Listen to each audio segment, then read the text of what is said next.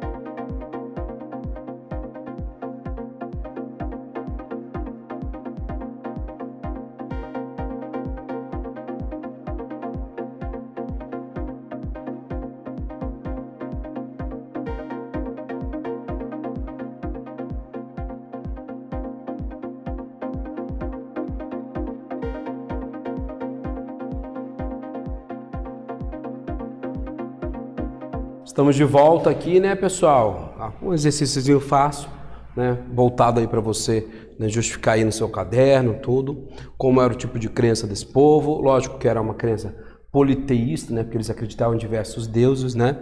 E a gente vai citar aí personagens, pode ser dos joguinhos que vocês têm aí, mitológicos, e acaba justificando isso, né? Agora vamos dar o prosseguimento na nossa aula, né, sobre o contexto histórico da civilização grega. Como eu falei, ela é composta de 5 grandes períodos ali, né? E o grande período é conhecido como período clássico, que é a partir de 500 a.C., né? Então, assim, a história dessa civilização é dividida em 5 grandes períodos, sendo o mais próspero para a arte é chamado de período clássico. É esse mesmo período clássico que o Renascimento posteriormente vai se remeter justamente para justificar suas criações da época, né? A Grécia Antiga se organizava em cidades conhecidas como polis. Por que vem isso aí? De polis, né? Que é a derivação que hoje em dia você vai buscar a palavra política, né? Então você vai que eles começam a querer organizar a sociedade de maneiras, né?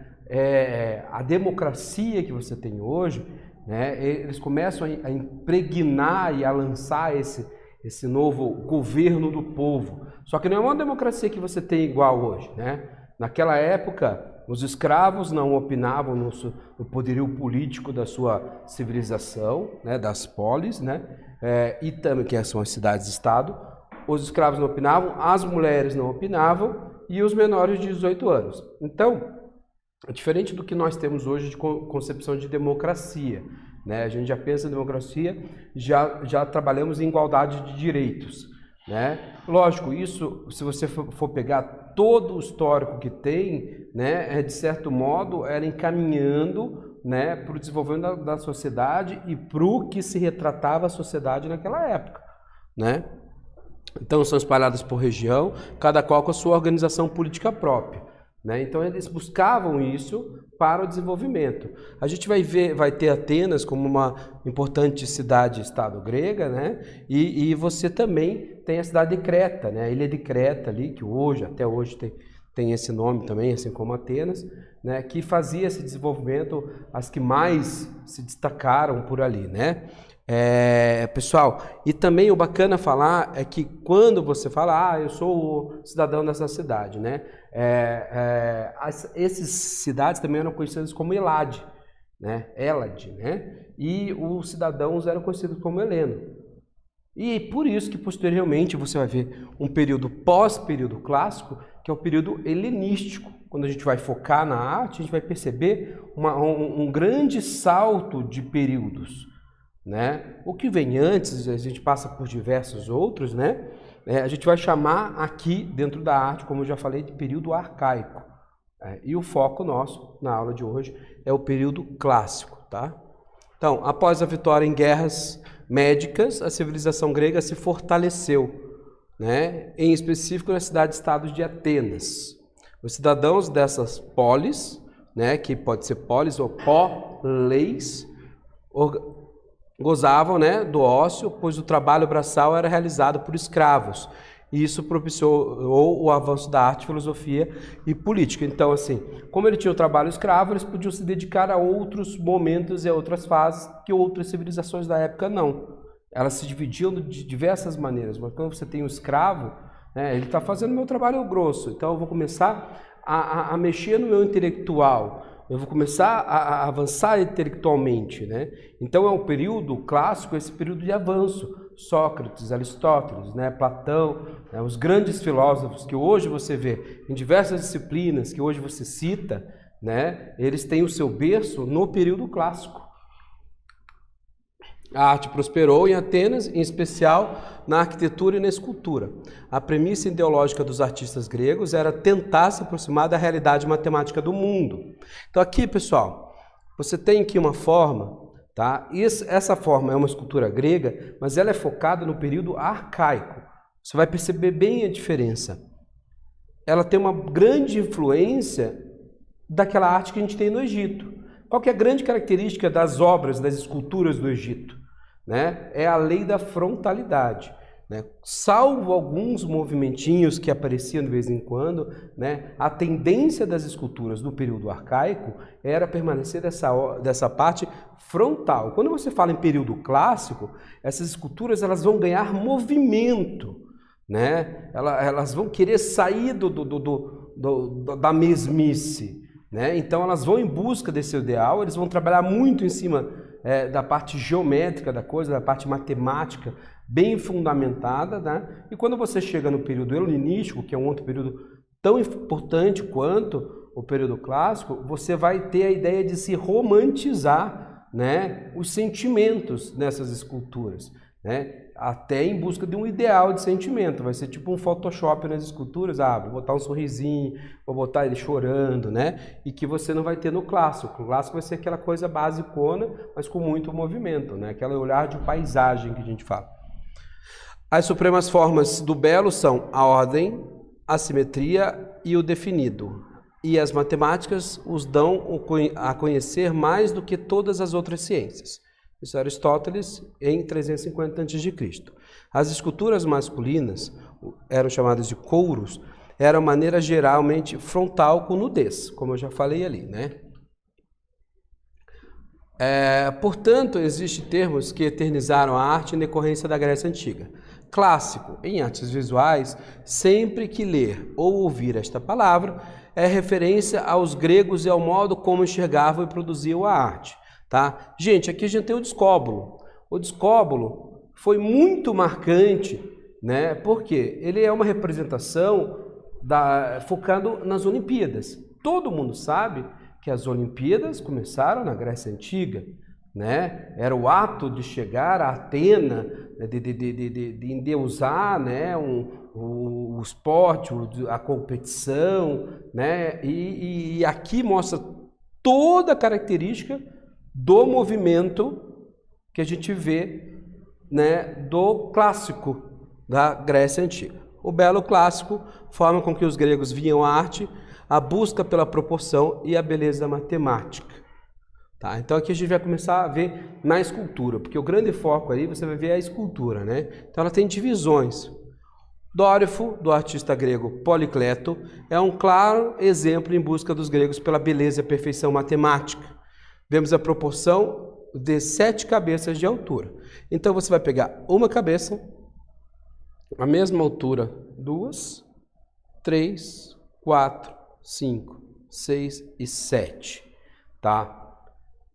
No Renascimento você vai bater muito na ideia do homem vitruviano, que o Leonardo da Vinci coloca em prática algumas partes, né, colocando o homem como a figura mais perfeita entre as duas figuras geométricas perfeitas, que é o círculo e o quadrado.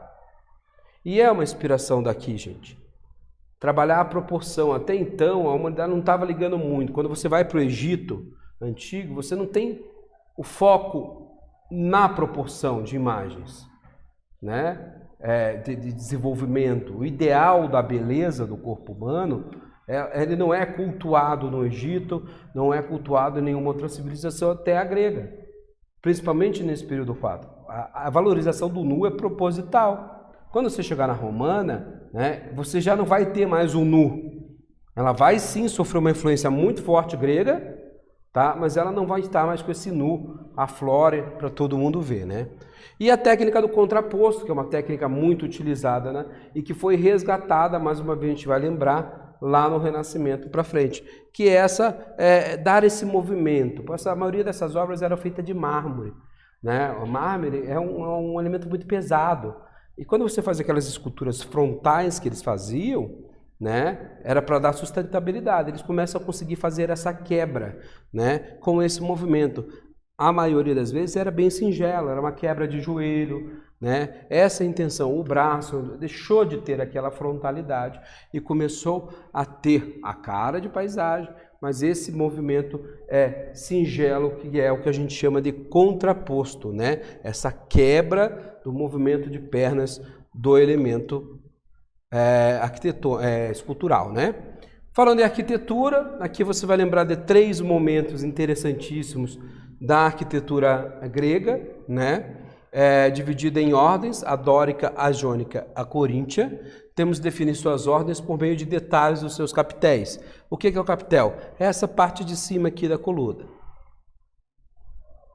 Né? Então você tem um bem mais simples, que ela é da ordem dórica. Preste atenção, porque todos esses movimentos aqui, todas essas ordens, elas vão ser espelhadas até hoje na nossa humanidade, no desenvolvimento.